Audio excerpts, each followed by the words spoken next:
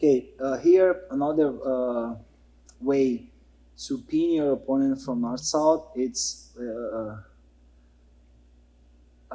very effective setup to finish the situation. I do prefer the first one that I taught you guys in the introduction, in the first take that we just did, but this one is also very effective, and sometimes you're gonna feel like just throw by your opponent's legs and get your head position. So no matter what you guys do, no matter which setup you guys got to build to get on the north south. Right now your opponent brings everything close and tight. You guys have this option, and I can promise this one is not gonna fail, never. If you guys have good grips, if you guys use your body posture in a good way, you're always gonna force your opponents to collapse his guard, because it's super hard for like any human being on the planet keep his knees close to the chest for too long. He can keep for 2, 3, 5 seconds or 10 seconds, whatever, but he gonna get tired and collapse in some point. But this specific one, so let's say that I'm not getting to deal pretty well with my opponent's shields, or my hands are not well placed. So what I should do, I just walk to the side a little bit, and I throw my hand right here in between the gap, elbow and leg. Boom. Once I throw my hand, I use my full arm to beat his leg. What am I gonna do?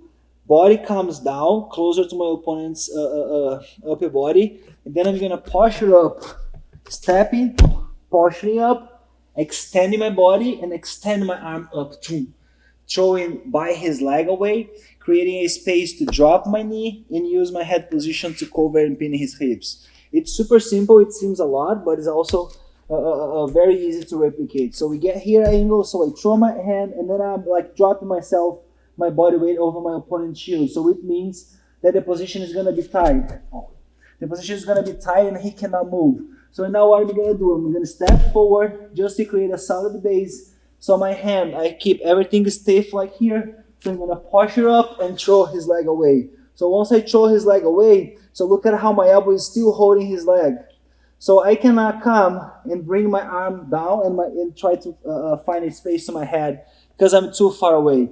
Once I keep his leg away, so I drop my knee first, and then right now my upper body beat his leg. So when I make my transition to get my head position and my arm block, I'm already inside of his body. When he tries to bring his legs back, it's gonna be impossible. I'm controlling him, and I can finish my passing using the setups that we already know how to do. So we have the situation north-south. So let's say that my elbows are not working well. So what I do, I walk and I throw my hand. Once I throw my hand, I step, posture up, bring everything up, and then I drop myself, getting my arm block, my knee on the floor, arm block, knee on the floor, and head position on the far side. So right now, whatever he does to escape, it's over. It's just about time. And I'll keep there. I want to say something else. Whatever he does, it's over. Just because I failed right now,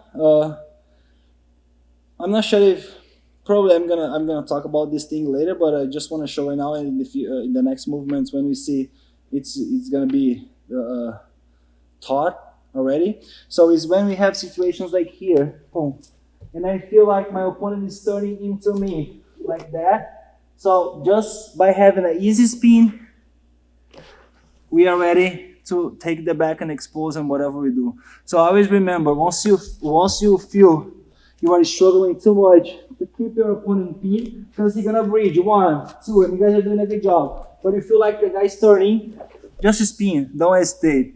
So once the guy is starting the spin and he is exposing the back is always the best spot to be, and you guys can find a safe spot and capitalize in a better way. Better than second throw, of course, take the back and place hooks in choke. So throw by, a stack pass, beautiful option.